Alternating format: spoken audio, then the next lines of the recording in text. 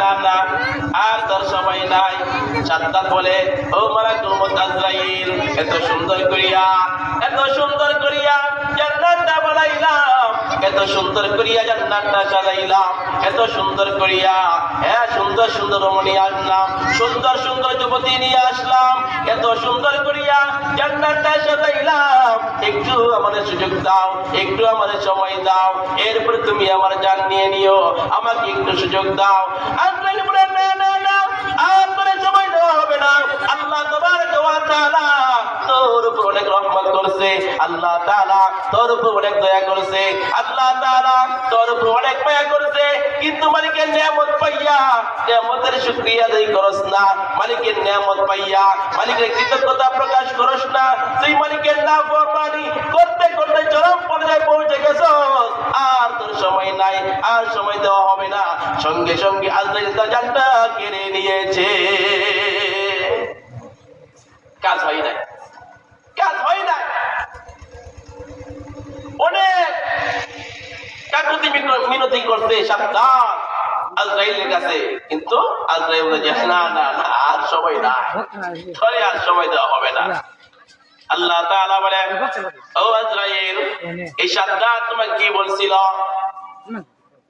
আজরাইল ডাক দিল, আল্লাহ, এই সাদ্দাত যখন জানটা আমি কবজ করি, আমার অনেক মায়া হয়েছিল, আমার অনেক দয়া হয়েছিল। ও আল্লাহ, এই সাদ্দাত আমার কাছে অনেক কাকুতি মিনতি করছিল, আমার কাছে অনেক বিনয় করছিল, যাতে একটু সুযোগ আমি দিয়ে দেই, কিন্তু আল্লাহ আমি সুযোগ দেই নাই। আল্লাহ তাবারক ওয়া তাআলা ডাক দিয়ে বলে, ও সাদ্দাত, আমি ওই সময় তার জবানের দিকে তাকাইছিলাম, আমি ওই সময় তার মুখের দিকে তাকাইছিলাম।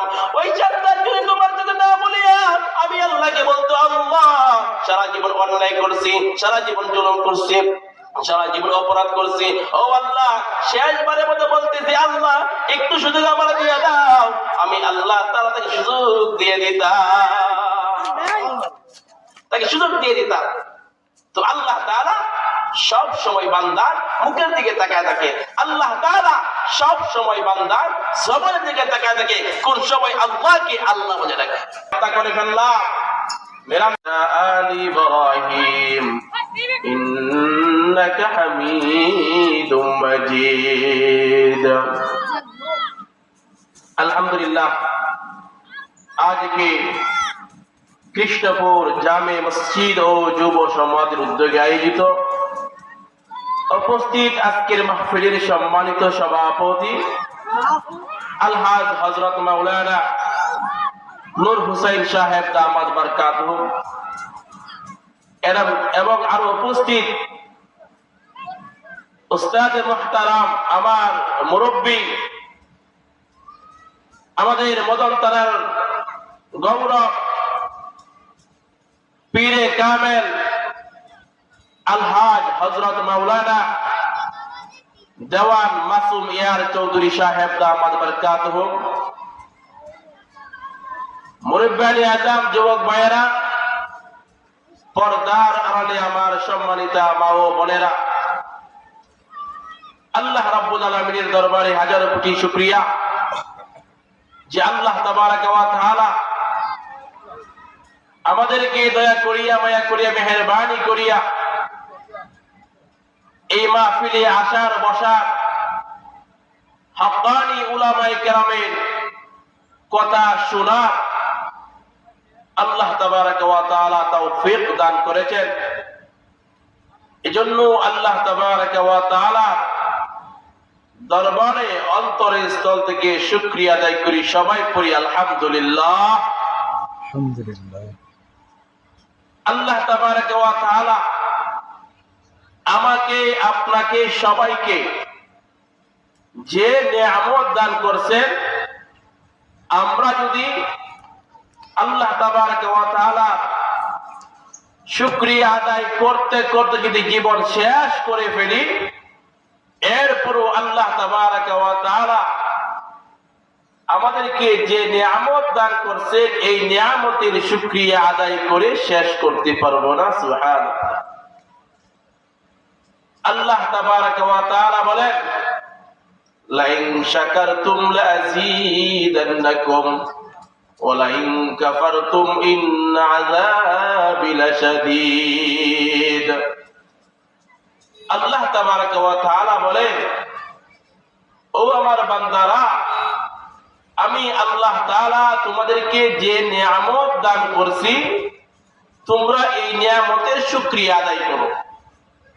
তোমরা এই নিয়ামতের শুকরিয়া আদায় করো, কৃতজ্ঞতা প্রকাশ করো। তাহলে আমি আল্লাহ তাবারাকা ওয়া তাআলা তোমাদেরকে নিয়ামত বাড়াইয়া দেব। সরকারে দু আলম বিশ্ব মানবতা নবী মুহাম্মদ আরবি সাল্লাল্লাহু আলাইহি ওয়াসাল্লাম দোয়া করছেন, আল্লাহ, আমার উম্মত যদি কোনো অন্যায় করে ফেলে, আমার উম্মত যদি কোনো ভুল করে ফেলে, আল্লাহ আপনি তাকে তওবা করার একটু সুযোগ দিয়েন, আপনি তাকে মাফ করার একটু সুযোগ দিয়েন। অথচ আগের জামানা আম্বিয়া ইকরামের উম্মতরা যখন কোনো অন্যায় করে ফেলতো, কোনো ভুল করে ফেলতো, কোনো অপরাধ করে ফেলতো, সঙ্গে সঙ্গে আযাব চলে আসতেন। এই আযাব আইসা তাকে ধ্বংস করে দিতেন, শেষ করে দিতেন। কিন্তু আমার আপনার বেলায় আল্লাহ নবী দোয়া করেছেন, যার ফলে আমরা অন্যায় করার পর, অপরাধ করার পর আল্লাহ তাআলা আমাকে আপনাকে সঙ্গে সঙ্গে ধরেন না, সময় দেন দেখি আমার বান্দা শয়তানের ধোঁকায় পড়িয়া, শয়তানের কুমন্ত্রণায় পড়িয়া অন্যায় করে ফেলছে, অপরাধ করে ফেলছে। আমি আল্লাহ তাআলা যে নিয়ামত দিয়েছে, এই নিয়ামতের শুকরিয়া আদায় করে না। এজন্য আল্লাহ তাআলা আমাকে আপনাকে সময় দেয়, দেখি আমার বান্দা আমার নিয়ামতের শুকরিয়া আদায় করে কিনা। অথচ আগের জামানা আম্বিয়া কেরামের উম্মতেরা যখন এই আল্লাহ তাবারাকা ওয়া তাআলা নিয়ামতের নাশুকরিয়া আদায় করত, সঙ্গে সঙ্গে আযাব চলে আসতেন। এই আযাব আইসা তাকে গ্রাস করে ফেলতো, এই আযাব আইসা তাকে ধ্বংস করে ফেলতো। তো পয়গম্বর মুসা আলাইহিস সালাতু ওয়াস সালাম, ওনাকে বলা হয় কালিমুল্লাহ। পয়গম্বর মুসা আলাইহিস সালাতু ওয়াস সালাম সরাসরি মালিকের সাথে কথা বলতেন, আল্লাহর সাথে কথোপকথন করতেন। পয়গম্বর মুসা আলাইহিস সালাতু ওয়াস সালামের সাথে আল্লাহ তাআলার এত সম্পর্ক ছিল যে পয়গম্বর মুসা আলাইহিস সালাতু ওয়াস সালাম তুর পাহাড়ে গিয়ে আল্লাহর সাথে প্রেমের আলাপ করতেন, মহব্বতের আলাপ করতেন, ভালোবাসার আলাপ করতেন, আল্লাহ তাবারাকা ওয়া তাআলার সঙ্গে প্রেম করতেন। তো পয়গম্বর মুসা আলাইহিস সালাতু ওয়াস সালাম আল্লাহ তাবারাকা ওয়া তাআলার সঙ্গে তুর পাহাড়ে কথা বলতেন, যার জন্য ওনাকে বলা হয়তো কালিমুল্লাহ। তো একদিন পয়গম্বর মুসা আলাইহিস সালাতু ওয়াস সালাম আল্লাহ তাবারাকা ওয়া তাআলার সঙ্গে কথা বলার জন্য তুর পাহাড়ে যাইতেছেন। তো রাস্তার মধ্যে একটা প্রতিবন্ধী, হাত নাই, পা নাই, যাকে বলা হয় বিকলাঙ্গ, এই প্রতিবন্ধী লোকটা বলতেছে, পয়গম্বর মুসা আপনি কোথায় যাইতেছেন? তো পয়গম্বর মুসা আলাইহিস সালাতু ওয়াস সালাম বলতেছে যে আমি কথা বলার জন্য আল্লাহর সাথে তুর পাহাড়ে যাইতেছি। ওই বিকলাঙ্গ, হাত নাই, পা নাই, এই লোকটা বলতেছে, পয়গম্বর মুসা, আল্লাহ তাআলা আমাকে দুনিয়াতে প্রেরণ করলেন, আল্লাহ তাআলা আমাকে দুনিয়াতে সৃষ্টি করলেন, কিন্তু আমাকে দুটো হাতও দেন নাই, দুটো পাও আমাকে দেন নাই। কেন আল্লাহ আমারে বানাইলেন? কি জন্য আমারে বানাইলেন? কি কারণে আমাকে বানাইলেন?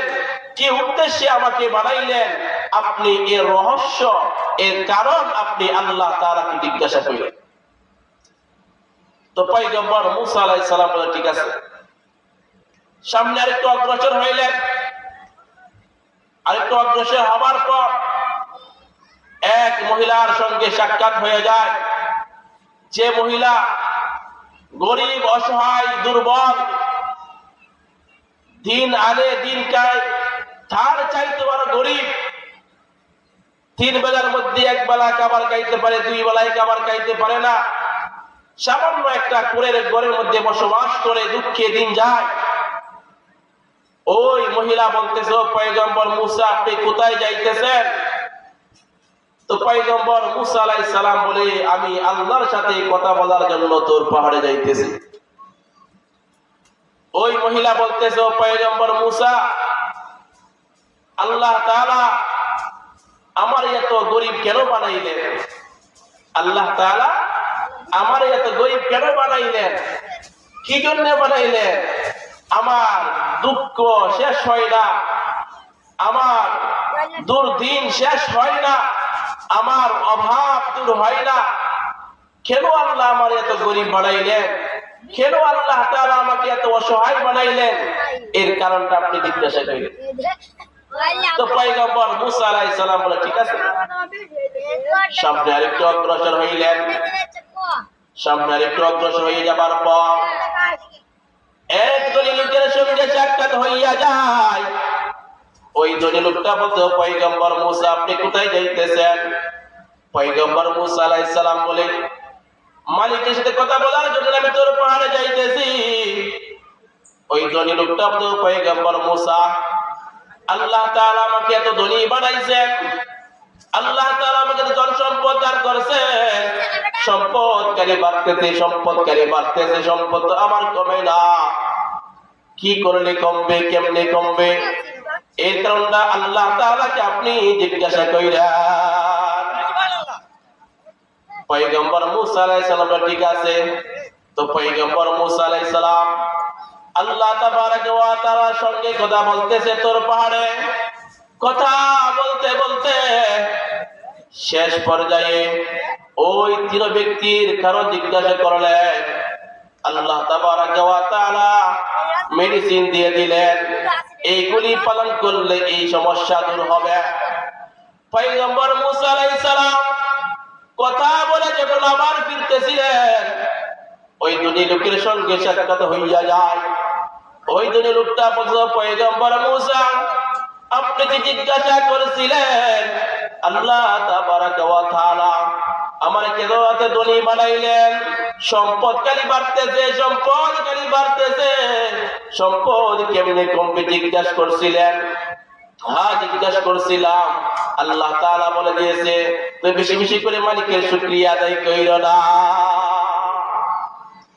তুমি যে মালিকের শুকরিয়া আদায় করো, এজন্য আল্লাহ তোমার সম্পদ বাড়ায় দেয়। যদি মালিকের শুকরিয়া আদায় না করো, তাহলে তোমার সম্পদ বাড়বে না, তোমার সম্পদ কমবে। ওই ধনী লোক বলে যে, না না না, আমার পক্ষে সম্ভব না। আরে কেমনে আমি মালিকের না শুকরিয়া আদায় করবো? কেমনে মালিকের না শুকরিয়া আদায় করবো? তো আল্লাহর বান্দা আল্লাহর শুকরিয়া আদায় করে তো সম্পদ বাড়তে শুরু করতে। সুবহান।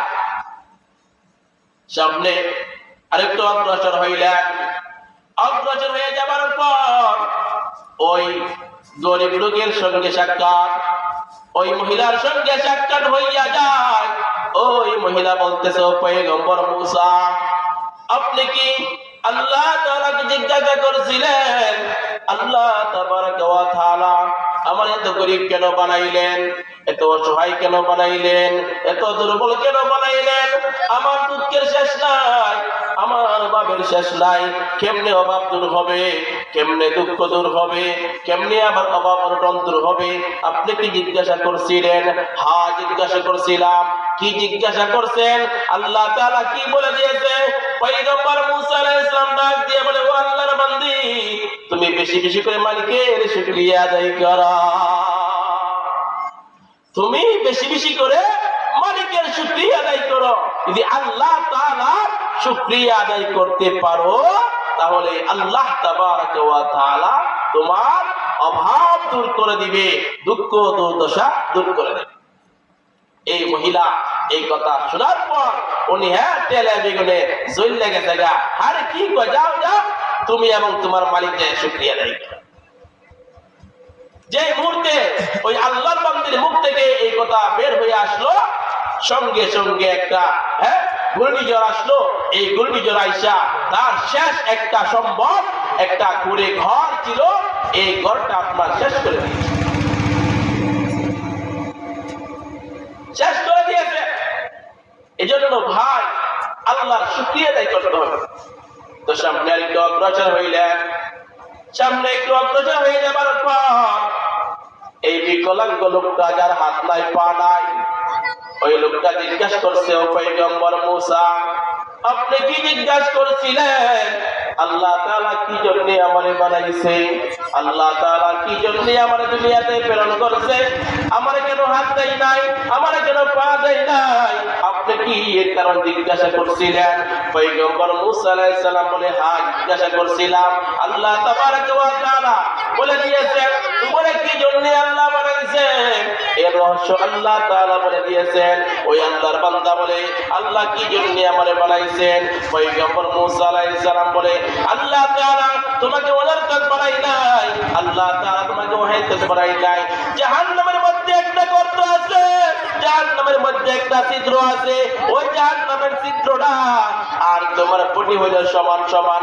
আল্লাহ তাবারক ওয়া তাআলা ওই জাহান্নামের ছিদ্র বন্ধ করার জন্য, ওই জাহান্নামের ছিদ্র বন্ধ করার জন্য আল্লাহ তাআলা তোমারে বানাইছে। আল্লাহ তাআলা তোমারে অনর্থক বানাই নাই, আল্লাহ তাআলা তোমারে ওয়াহিদ বানাই নাই। আল্লাহ তাবারক ওয়া তাআলা জাহান্নামের মধ্যে একটা ছিদ্র আছে, এই ছিদ্রটাকে বন্ধ করার জন্য আল্লাহ তাআলা তোমারে বানাইছে। এই কথা বলার পর এই বিকলাঙ্গ লোকটা হাত নাই পা নাই, সে মালিকের শুকরিয়া আদায় করতে শুরু করে দেয়, আলহামদুলিল্লাহ। ওই আল্লাহর বান্দা বলতেছে, ও পয়গম্বর মূসা, দুনিয়ার সমস্ত কিছু দুনিয়ার জন্য বানাইছেন, দুনিয়ার কাজের জন্য বানাইছেন, কিন্তু আমার মতো একটা দুর্বল বান্দারে, আমার মতো একটা অসহায় বান্দারে, যার হাত নাই পা নাই, আল্লাহ তাবারক ওয়া তাআলা আমাকে দুনিয়ার জন্য বানাই নাই, আল্লাহ তাআলা আমাকে দুনিয়ার জন্য বানাই নাই, আল্লাহ তাবারক ওয়া তাআলা আল্লাহ তাআলা তার নিজের কাজের জন্য বানাইছে, এই জন্য আলহামদুলিল্লাহ। আল্লাহ তাআলা দুনিয়ার সব কিছুরে দুনিয়ার জন্য বানাইছে, আর আমারে আল্লাহ তার নিজের কাজের জন্য বানাইছে, আলহামদুলিল্লাহ। শাইখ জাকারিয়া রাহমাতুল্লাহি আলাইহি বলেন যে আল্লাহর বান্দা শুকরিয়া আদায় করার সঙ্গে সঙ্গে তার দুটো হাত পা, উভয় হাত পা গজায়া আপনার সুস্থ মানুষ হয়ে গেছে। সুবহানাল্লাহ। তো ভাই, মালিকের নিয়ামতের শুকরিয়া দেবেন, মালিকের নিয়ামতের শুকরিয়া আদায় করতে হবে। শুকরিয়া আদায় করো, আল্লাহ তাআলা তোমার নিয়ামত বাড়ায়। এজন্য বেশি বেশি করে মালিকের শুকরিয়া আদায় করতে হবে, বেশি বেশি করে আলহামদুলিল্লাহ বলতে হবে, বেশি বেশি করে বিসমিল্লাহ বলতে হবে। আমরা তো কাজের শুরুতে আমরা বিসমিল্লাহ পড়ি না, আমরা কাজের শুরুতে বিসমিল্লাহ পড়ি না। রাসূলুল্লাহ হাবিব সাল্লাল্লাহু আলাইহি ওয়াসাল্লাম বলেন, ও আল্লাহ, আমি কিন্তু মেরাজে যাবার পরও কিন্তু বিসমিল্লাহ পড়ি না। আল্লাহ রাসূল বলেন, যারা বেশি বেশি করে বিসমিল্লাহ পড়বে, যাদের জবানে বেশি বেশি করে বিসমিল্লাহ জপন হবে, আল্লাহ তাবারক ওয়া তাআলা হাশরের ময়দানে হাউজে কাউসারে পানি পান করাইবে। সুবহানাল্লাহ। এজন্য বেশি বেশি করে বিসমিল্লাহ পড়তে হবে, প্রত্যেক কাজের শুরুতে বিসমিল্লাহ। যে কোনো কাজ করবেন বিসমিল্লাহ, খাবার খাইবেন বিসমিল্লাহ, ঘুমাইবেন বিসমিল্লাহ, হার হালতে বিসমিল্লাহ। তো বিসমিল্লাহ বললে আল্লাহ তাবারক ওয়া তাআলা ওই প্রত্যেকটা কাজের মধ্যে বরকত দান করবে। আর যে কাজের শুরুতে বিসমিল্লাহ পড়া হয় না, যে কাজের শুরুতে আল্লাহর নাম নেওয়া হয় না, যে কাজের শুরুতে আল্লাহর নাম স্মরণ করা হয় না, এই কাজের মধ্যে কোনো বরকত থাকে না।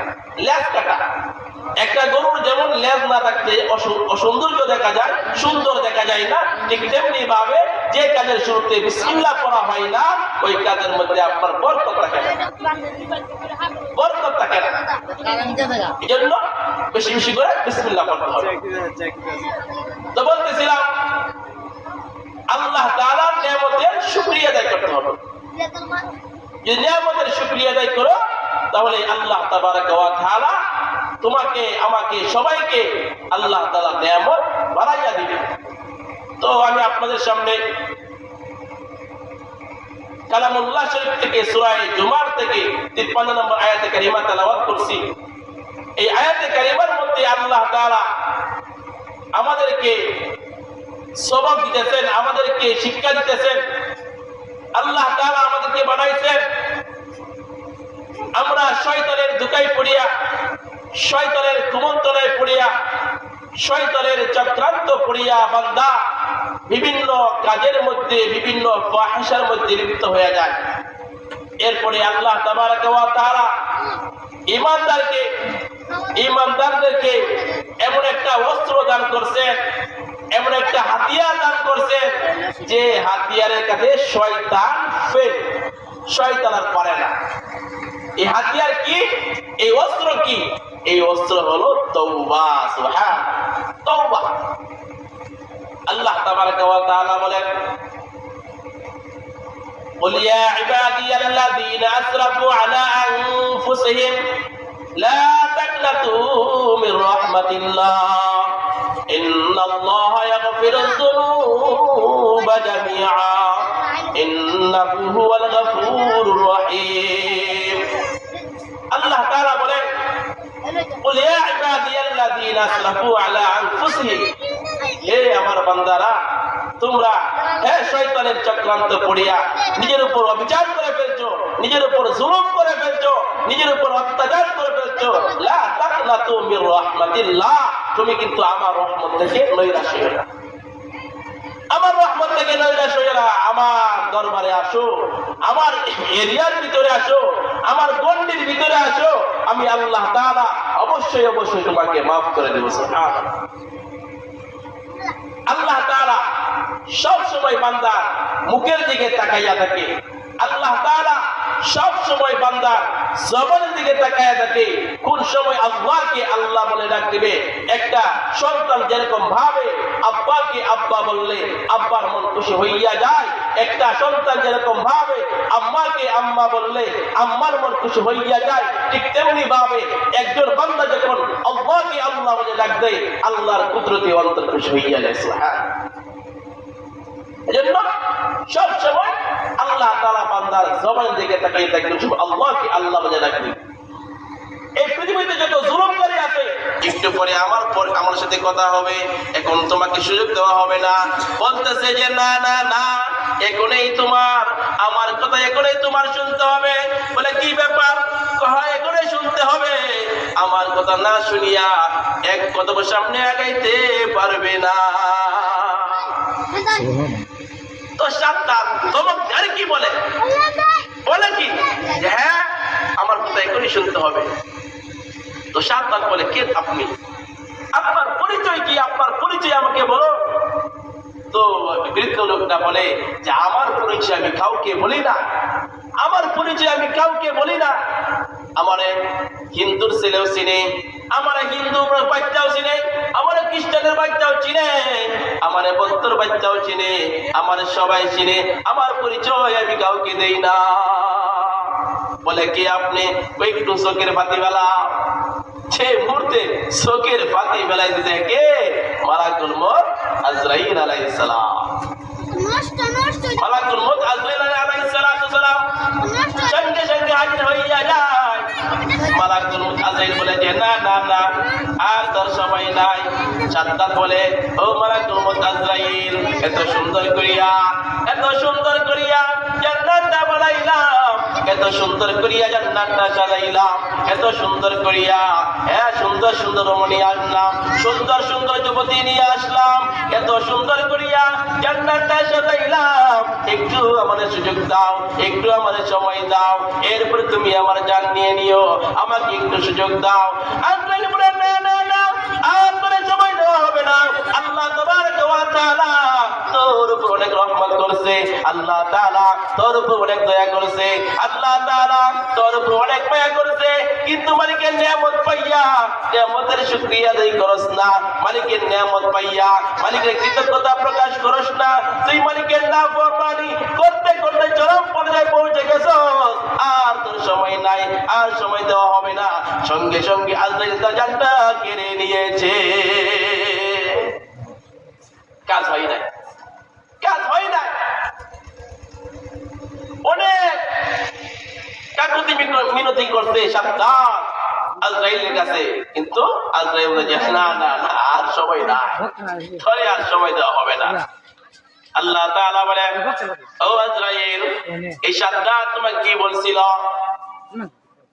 আজরাইল ডাক দিল, আল্লাহ, এই 7টা যখন জালটা আমি কবজ করি আমার অনেক মায়া হয়েছিল, আমার অনেক দয়া হয়েছিল।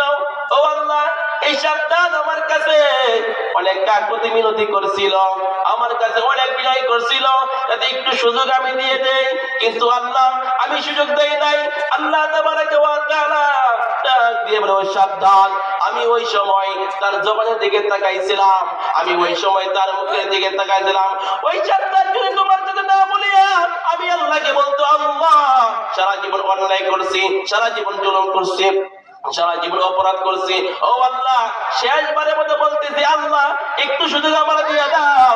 আমি আল্লাহ তাআলা তাকে সুযোগ দিয়ে দিতাম, তাকে সুযোগ দিয়ে দিতাম। তো আল্লাহ তাআলা সব সময় বান্দার মুখের দিকে তাকায় থাকে, আল্লাহ তাআলা সব সময় বান্দার জবানের দিকে তাকায় থাকে। কোন সময় আল্লাহকে আল্লাহ বলে ডাকে। কথা করে ফেললাম ৯৯টা খুন করার পর তার ভিতরে অনুশোচনা আছে, হায় হায় কি করলাম, জীবনটা বরবাদ করে দিলাম, জীবনটা শেষ করে দিলাম। তার ভিতরে আল্লাহর ভয় ঢুকছে, হায় হায় কি করলাম জীবনটাকে। এই অনুশোচনা তার ভিতরে প্রবেশ করছে, সামনে আগাইতেছে। সামনে একজন পাদ্রী পাইলেন, পাদ্রীকে জিজ্ঞাসা করতেছে, ও ভাই, আমি ৯৯টা মানুষকে খুন করে ফেলছি, হত্যা করে ফেলছি, আমার এখন মাফের কোনো পথ আছে কিনা, আমার মুক্তির কোনো পথ আছে কিনা, আমার তওবার কোনো পথ আছে কিনা। ওই পাদ্রী বলে, যে বেটা ৯৯টা হত্যা করার পর তোর আর মাফের কোনো সময় থাকেনি? হ্যাঁ, না না না, তোমার কোনো মাফের সুযোগ নাই, তোমার মুক্তির কোনো ব্যবস্থা নাই, তোমার তওবার কোনো পথ নাই। এই কথা বলার পর ওই আল্লাহর বান্দা ওই পাদ্রীকেও শেষ করে দিয়েছে। ১০০ খুন করার পর, ১০০ মানুষকে হত্যা করার পর তার ভিতরে এখনো অনুশোচনা হয়নি, হয় কি করলাম আমি আমার জীবনটাকে বরবাদ করে ফেললাম, আমি আমার জীবনটাকে নষ্ট করে ফেললাম। দেখি আমার তওবার কোনো পথ আছে কিনা, আমার মাফের কোনো পথ আছে কিনা, আমার মুক্তির কোনো পথ আছে কিনা।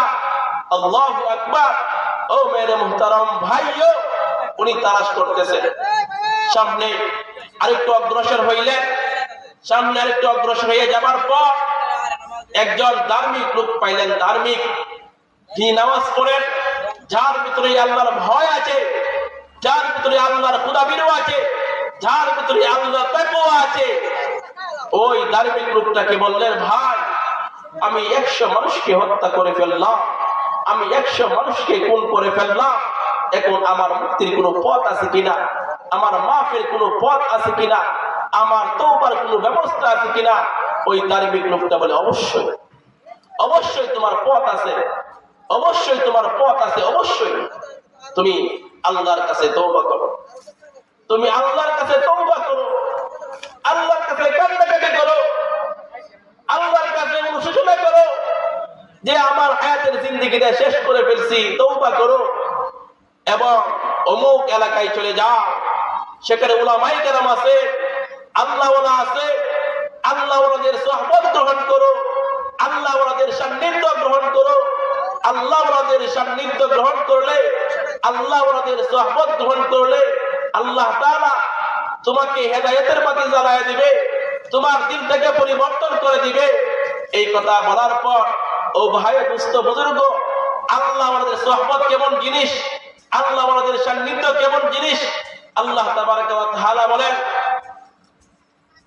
আল্লাহ তাবারাকা ওয়া তাআলা বলেন, ইয়া আইয়ুহাল্লাযীনা আমানুত্তাকুল্লাহ ওয়া কুনু মা'আস সাদিকিন।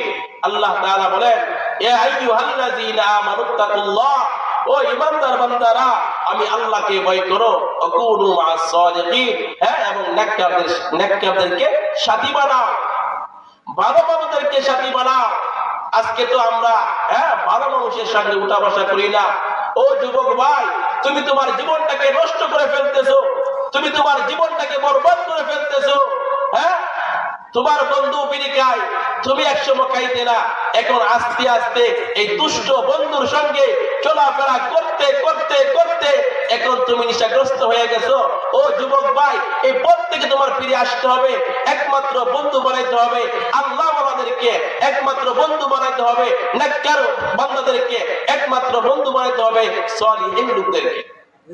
আল্লাহ তাআলা বলেন ওয়াকুনু মা'আস সাদিকিন, নেককারদেরকে বন্ধু বানাও, নেককারদেরকে বন্ধু বানাও। নেককারদেরকে বন্ধু বানাইলে, আল্লাহ ওয়াদেরকে বন্ধু বানাইলে আল্লাহ তাআলা তোমার দিলের মধ্যে হেদায়েতের বাতি জ্বালাইয়া দিব, তোমাকে আল্লাহ তাআলা হেদায়েত দিয়ে দেবে। কেমন? যে এক মাহফিলের মধ্যে হাজী আব্দুল্লাহ মুহাজির মক্কি রাহমাতুল্লাহি আলাইহি বয়ান করতে আসছেন। তো এই এলাকার এক মহিলা, বিশেষ করে আমি আমার মা বোনদেরকে বলবো, আজকে আপাতত সবাই কোন যুবককে আজকে ঘরে জায়গা দিবেন না, সকল পুরুষদেরকে আপনার মাহফিলের ভিতরে পাঠিয়ে দিবেন। তো ওই আল্লাহর বান্দি তার স্বামীরে খুব মহব্বত করে, খুব আদর করে। তো মাহফিলের দিন স্বামীরে খুব আদর করতেছে, হ্যাঁ, সুন্দর সুন্দর কথা বলতেছে। তো স্বামী বলতেছে, কি ব্যাপার বিবি, তুমি আজকে এত আদর করতেছো, এত মহব্বত, কারণটা কি? হ্যাঁ, আজকে এত ভালোবাসা দেখাইতেছে, কারণটা কি? তো স্ত্রী বলতেছে, স্বামী আমার, আপনার কাছে একটা দরখাস্ত, আপনার কাছে আমার একটা দরখাস্ত, একটা আবেদন। যে কি আবেদন? যে আগে বলেন আপনি আমার কথা রাখবেন কিনা, আপনি বলেন আমার কথা রাখবেন কিনা। তো সেই বল, ঠিক আছে বলুন তুমি কি বলতে চাও। তো হ্যাঁ, স্ত্রী বলতেছে, স্বামী আমার, আজকে কৃষ্ণপুর আপনার মসজিদে যুব সমাজের উদ্যোগে মাহফিল, আজকে কৃষ্ণপুর জামে মসজিদ যুব সমাজের উদ্যোগে মাহফিল। এই মাহফিলে উলামায়ে কেরাম আসবেন, সুন্দর সুন্দর কথা বলবেন, কুরআন এবং হাদিসের আলোকে গুরুত্বপূর্ণ তাকরীর পেশ করবেন। আপনি যদি এই মাহফিলে যাইতেন তাহলে ভালো হইতো। তো স্ত্রী যখন এই কথা বললেন, তো শাহী বলতেছে যে বিবি গো, তুমি যে কথা বললা, মাহফিলে গেলে সবাই গেলে তো হুজুরে নামাজের কথা কইব, মাহফিলে গেলে হুজুরে নামাজের কথা বলবে, মাহফিলে গেলে হুজুরে জিকিরের কথা বলবে, মাহফিলে গেলে হুজুরে সুন্নাত তরিকায় চলার জন্য বলবে, মাহফিলে গেলে ভালো পথে চলার জন্য বলবে। আর এখন যে ঠান্ডা, ওযু করতে আমি পারবো না, আর ওযু করতে গেলে নামাজ পড়া লাগবে, ওযু করতে গেলে নামাজ পড়তে হবে।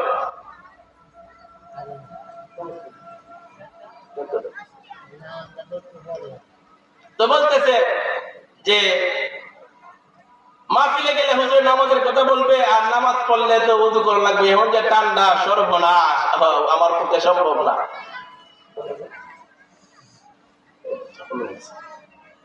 তো বলতেছে, আচ্ছা ঠিক আছে, আপনার নামাজ পড়ার দরকার নেই, আপনি মাহফিলে যান। তো আল্লাহর বান্দা মাহফিলে গেলেন।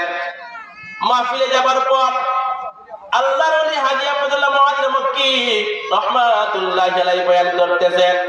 তো বয়ান করতে করতে এক পর্যায়ে আল্লাহর ওলি হাজী আব্দুল্লাহ মুহাজির মক্কি রাহমাতুল্লাহি আলাইহি রুমাল ছেড়ে দিলেন। আল্লাহর বান্দাদেরকে বায়াত করতেছেন, মুরিদ করতেছেন। তো সবাই রুমালের মধ্যে ধরছে। আল্লাহর বান্দা তওবা করাইতেছে, সবাই তওবা করেন, জীবনে আর নামাজ ছাড়বো না, জীবনে আর অন্যায় করবো না, জীবনে আর অপরাধ করবো না, এইভাবে আপনার বায়াত করতেছে। এই যুবক আপনার ফালতে দাঁড়াইছে, হুজুর আমি মাহফিলে আসতে চাইছিলাম না, আমার বউ আমারে জোর করে সবার মধ্যে ফালাইছে, তবে আসার সময় আমার বিবিরে বলছি, আমার স্ত্রীরে বলছি, আমার বেগমরে বলছি যে মাহফিলে যাব, তবে শর্ত, কি শর্ত? যে নামাজ পড়তাম না। এই শর্ত দিয়ে কিন্তু আমি মাহফিলে আসছি। আর এখন যে আপনি বলতেছেন নামাজ পড়ার জন্য, আমি কিন্তু নামাজ পড়তাম না, আমি কিন্তু নামাজ পড়তে পারবো না। হাজী আহমদুল্লাহ মুহাজির মক্কি রাহমাতুল্লাহি আলাইহি বলেন, ঠিক আছে, আমি তোমাকে নামাজের কথা বলি না, তুমি রুমালা ধরো আগে, আল্লাহু আকবার, তুমি রুমালা ধরো। তো রুমাল ধরছেন, তওবা করতেছে, জীবনে আর নামাজ ছাড়বো না, জীবনে আর রোজা ভাঙবো না, জীবনে বেহায়াপনা পথে চলবো না, হারাম পথে চলবো না, উল্টা পাল্টা করবো না। এভাবে যখন বায়াত করলেন, মাহফিল শেষ, আল্লাহর বান্দা বাড়িতে চলে গেছে। তো বাড়িতে যাবার পর আগেই তো শর্ত করতে নামাজ পড়বে না। যেই মুহূর্তে জোহরের নামাজের ওয়াক্ত হয়ে গেছে, আল্লাহু আকবার, ও মেরে মুহতারাম ভাইও, যেই মাত্র আপনার জোহরের নামাজের ওয়াক্তের সময় হয়ে গেছে, নামাজের সময় হয়ে যাবার সঙ্গে সঙ্গে আল্লাহর বান্দার চুলকানি শুরু হয়ে গেছে। মাথা চুলকায়, কপাল চুলকায়, কান চুলকায়, মুখ চুলকায়, হাত চুলকায়, পাও চুলকায়, চুলকাইতেছে খালি। যতই চুলকায় চুলকানি খালি বাড়ে, চুলকানি আর কমে না, খালি চুলকাইতেছে। হ্যাঁ, চুলকাইতেছে চুলকাইতেছে। তো তাড়াতাড়ি গেলেন বিবির কাছে, ও বিবি, ও আমার প্রিয়তমা, কি ব্যাপার আজকে এমন ভাবে চুলকাইতেছে, কোন সময় আজকে তো চুলকাই না, এর কারণ কি? তো স্ত্রী ছিল খুব বুদ্ধিমতী, ওই আল্লাহর বান্দা বিবি ছিল খুব বুদ্ধিমতী। তো স্বামীকে বলে যে কোথায় চুলকায় আপনার? বলে মাথা চুলকায়, কান চুলকায়, মুখ চুলকায়, হাত চুলকায়, পা চুলকায়। তো বিবি বলতে, হ্যাঁ এগুলো তো ওযুর অঙ্গ, আল্লাহু আকবার, এগুলো তো ওযুর অঙ্গ, ওযুর জায়গা। তো স্ত্রী বলে, স্বামী আপনি একটু কষ্ট করেন। কি কষ্ট? আপনি ওযু করে নেন। আরে ভাই, এখন তো এমন চুলকানি চুলকাইতেছে, ওযু কেন? এই ঠান্ডার মধ্যে গোসল করতেও রাজি আছে, এই ঠান্ডার মধ্যে গোসল করতেও রাজি আছে, এত চুলকানি শুরু হয়ে গেছে। তো আল্লাহর বান্দা আপনার ওযু করতে শুরু করলো, যেই মাত্র আপনার প্রত্যেকটা অঙ্গ প্রত্যঙ্গ দৌড়তে শুরু করছে, দেওয়ার সঙ্গে সঙ্গে চুলকানিও ভালো হয়ে যায়, চুলকানি ভালো হয়ে গেছে। তো স্বামী বলতেছে, আইরে এত কষ্ট করে ওযুটা যেতে করছে, নামাজটা করে নেই, আল্লাহু আকবার, এত কষ্ট করে ওযুটা যেতে করছি, নামাজটা পড়ে নেই। তো নামাজ পড়লেন, বিবিরে বলে শেষ নামাজ আর পড়তাম না। বিবিরে বলে যে নামাজ কিন্তু একবারে পড়ছি, আর পড়তাম না। যে মাত্র আপনার আসরের নামাজের সময় হইয়া যায়, আবার চুলকানি শুরু হয়ে গেছে, আবার চুলকায়, দৌড়ে যেতে বিবির কাছে, আবার চুলকানি যেতে, ওযু করো, ওযু করো। যেই মাত্র ওযু করলে চুলকানি ভালো হয়ে গেল। ওই বলতেছে আল্লাহর বান্দা, যেহেতু ওযু কষ্ট, যেহেতু ওযু করছি ঠান্ডার মধ্যে, তা নামাজটাও পড়ে নেই, নামাজ পড়ে নেই। এখন যে সময় চুলকায় আপনার ওযু করে নামাজ পড়ে নেই। এক সপ্তাহ চলে গেছে, এক সপ্তাহ অতিবাহিত হয়ে যাবার পর আরেক গ্রামের মধ্যে আবার মাহফিল। হাজী আহমদুল্লাহ মুহাদ্দিদের মুফতি রাহমাতুল্লাহ আসলেন, মাহফিলে গেলেন। আবার জানেন হুজুর, আপনি আমার কি জাদু করছেন? ও আল্লাহর ওলি, আপনি আমারে কি জাদু করলেন? আপনার কাছ থেকে যাবার পর এক সপ্তাহ হয়ে গেল, এক সপ্তাহের মধ্যে আমি এক ওয়াক্ত নামাজও ছাড়ি না। এই হলো আল্লাহ ওয়ালাদের সাহাবত। তো হাজী আহমদুল্লাহ মুহাদ্দির মক্কি রাহমাতুল্লাহ আলাইহি বলেন, ও আল্লাহর বান্দা, আমার কাজ হলো পথ হারা বান্দারে, আমার কাজ হলো পথ ভ্রষ্ট বান্দারে মালিকের সম্পর্ক জুড়াইয়া দেওয়া। আমি আল্লাহর সাথে তোমার সম্পর্ক জুড়াইয়া দিছি, সম্পর্ক লাগা দিছি। এখন দোয়া করি আল্লাহ তাআলা তোমাকে হেদায়েত দিয়ে দাও। এজন্য ভাই, আল্লাহ ওয়ালাদের সুহবত গ্রহণ করতে হবে, আল্লাহ ওয়ালাদের সান্নিধ্যে থাকতে হবে। আল্লাহ ওয়ালাদের সান্নিধ্যে থাকলে আল্লাহ তাআলা তোমার দিলটাকে পরিবর্তন করে দিবে, তোমার দিলটাকে সাফ করে দেবে। তো আল্লাহর বান্দা বলতেছে, অমুক এলাকায় চলে যাও, সেখানে উলামায়ে কেরাম আছে, উলামায়ে কেরামের সুহবত গ্রহণ করো আর আল্লাহর কাছে তওবা করো, আল্লাহ তাআলা তোমাকে maaf করে দিবে। ওই 100 হত্যাকারী আল্লাহর বান্দা এবার ধরতেছে, ধরতে ধরতে ধরতে আর বলছে, আল্লাহ ও মালিক, জীবনটা বরবাদ করে ফেললাম, জীবনটা নষ্ট করে ফেললাম, জীবনটা ধ্বংস করে ফেললাম, আল্লাহ আপনি আমাকে maaf করে দেন, ও আল্লাহ আপনি আমাকে maaf করে দেন। ধরতেছে আর এই কথা বলতেছে, ধরতেছে আর তওবা করতেছে, ধরতেছে আর তওবা করতেছে। আল্লাহর কি লাগালা, আল্লাহু আকবার। ও মেরে মুহতারাম ভাইও, এভাবে ধরতে ধরতে এই দৌড় অবস্থায় মাটির মধ্যে লুটিয়ে পড়ে যায়, মাটির মধ্যে লুটিয়ে পড়ে যায়। এই মুহূর্তে তার জানটাও দুনিয়া থেকে বিদায় হয়ে যায়, দুনিয়া থেকে বিদায় হয়ে গেছে। বিদায় হয়ে যাবার পর দুই দল ফেরেশতা আসছে, জান্নাতের ফেরেশতারা আসছে, জাহান্নামের ফেরেশতারা আসছে। জান্নাতের ফেরেশতারা বলতেছে, কি ব্যাপার ও জাহান্নামের ফেরেশতারা, তোমরা কেন আসলা? জাহান্নামের ফেরেশতারা বলে, তোমরা কেন আসলা?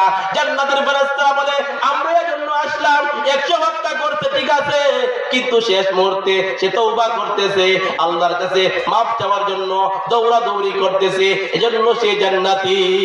সুবহানাল্লাহ।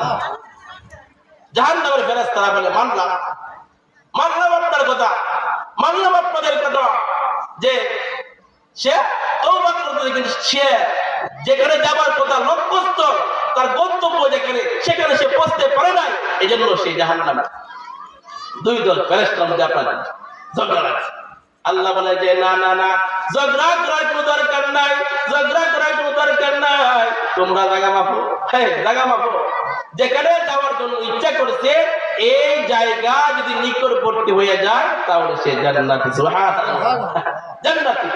আল্লাহ তাআলা বলে, ও আমার বান্দা, ও আমার ফেরেশতারা, আল্লাহ তাআলা বলে, আমি আমার বান্দারে maaf করে দেব, তোদের কি আসে যায়? আল্লাহু আকবার। আমি আমার বান্দারে maaf করে দিব, তোদের কি আসে যায়? তো ফেরেশতারা জায়গা মাপে, ফেরেশতারা জায়গা মাপে।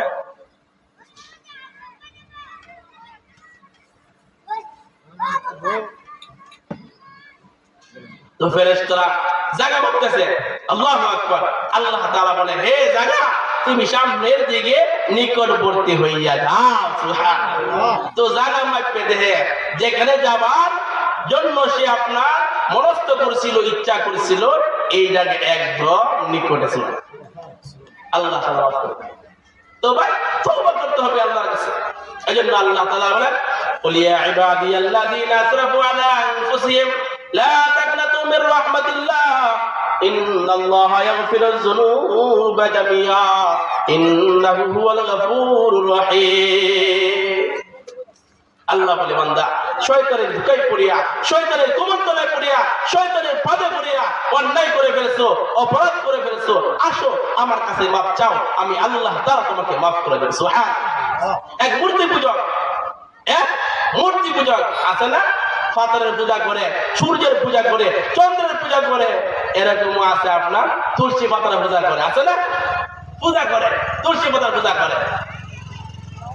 তো এক আল্লাহর বান্দা মূর্তিকে সামনে নিয়া সালাম সালাম সালাম সালাম বলতেছে, সালাম সালাম বলতেছে, সালাম সালাম বলতেছে, সালাম সালাম বলতে বলতে আল্লাহর বান্দার মুখ দিয়া অনিচ্ছাকৃত ভাবে ভুলবশত সালামের পরিবর্তে আল্লাহর নাম সামাদ শব্দ বের হইয়া যায়। আল্লাহ তাআলা সঙ্গে সঙ্গে বলে, বান্দা আমি হাজির, হে বান্দা আমি হাজির, বলো তোমার কি দরকার, বলো তোমার কি প্রয়োজন, তুমি ঋণগ্রস্ত, আমি আল্লাহকে বলো, আমি আল্লাহ তোমার ঋণ দূর করে দেব। তুমি অভাবগ্রস্ত, আমি আল্লাহকে বলো, আমি আল্লাহ তোমার অভাব দূর করে দেব। তুমি অসুস্থ, আমি আল্লাহকে বলো, আমি আল্লাহ তাআলা তোমাকে শিফা দান করব। সুবহানাল্লাহ। তো বলতেছে সঙ্গে সঙ্গে আল্লাহ হাজির হইয়া যায়। ও বান্দা বলো তোমার কি দরকার? আল্লাহু আকবার। সঙ্গে সঙ্গে মালিক হাজির হইয়া যায়। ওই আল্লাহ বান্দা সে নিজেকে আপনার তুচ্ছ মনে করতেছে, হাই হাই কার গুনাহ করলাম, কার গোলামি করলাম, এত সালাম সালাম করলাম, এত কিছু বোঝা করলাম, কিন্তু কোনদিন একটা উত্তর আমাকে দেশ নাই। আজকে আমার মুখ দিয়া সালামের পরিবেশ শব্দ বের হইয়া যায়। সঙ্গে সঙ্গে মালিক বলে, আমি হাজির। ও মেরে মুহতারাম ভাইও, এই কথা বলার পর ওই আল্লাহর বান্দা মূর্তিকে ভেঙে চুরমার করে দিয়া কালেমা পড়ে মুসলমান হয়ে গেছে। তো আল্লাহ তাআলা সব সময় বান্দার মুখের দিকে তাকায় থাকে। আল্লাহ তার বান্দারে বাহানা তালাশ করে, উসিলা তালাশ করে, উসিলা তালাশ করে। কোন সময় আল্লাহ তার বান্দাকে মাফ করে দেবে, কোন সময় আল্লাহ তার বান্দাকে মাফ করে দিবে। আল্লাহর পয়গম্বর সাল্লাল্লাহু আলাইহি ওয়াসাল্লাম দোয়া করলেন, আল্লাহ আপনি আবু লাহাব অথবা দাহিয়াতুল কলবি দুইজন থেকে একজনকে মুসলমান বানায়া ইসলামকে শক্তিশালী করে দেন। দুইজন থেকে একজনকে মুসলমান বানায়া ইসলামকে শক্তিশালী করে দেন। আল্লাহ তাআলা দাহিয়াতুল কলবি রাদিয়াল্লাহু তাআলার পক্ষে দোয়া কবুল করলেন। আল্লাহ তাআলা জানালেন, হে ও পয়গম্বর, আগামীকাল সকালে দাহিয়াতুল কলবি আপনার দরবারে আসবে ইসলাম গ্রহণ করার জন্য। সুবহান। তো পয়গম্বর সাল্লাল্লাহু আলাইহি ওয়াসাল্লাম সাহাবায়ে কেরাম রাদিয়াল্লাহু তাআলা আনহুমদেরকে জানালেন, সাহাবায়ে কেরামরা আগামীকাল সকালে দাহিয়াতুল কলবি আসবে, সাবধান, তার সাথে খারাপ আচরণ করবা না, তার সাথে নম্র ভদ্র বিনয় আচরণ দেখাইবা। সাহাবায়ে কেরাম রাদিয়াল্লাহু তাআলা আনহুম সতর্ক করলেন। পরের দিন ঠিকই সকাল বেলায় দাহিয়াতুল কলবি রাদিয়াল্লাহু তাআলা আনহু আল্লাহ নবীর দরবারে গেলেন। আল্লাহর হাবিব সাল্লাল্লাহু আলাইহি ওয়াসাল্লাম দাহিয়াতুল কলবিকে বসার জন্য নিচের চাদর মুবারক বিছায়া দিয়েছে। সুবহান। বসার জন্য দাহিয়াতুল কলবি চাদর আপনার তুলে নিলেন, নিয়ে আপনার বুকে লাগাইলেন, চুমা খাইলেন। বলে, নবী আমার, এই চাদরে বসার উপযুক্ত আমি না। ও নবী আমার, এই চাদরে বসার উপযুক্ত আমি না।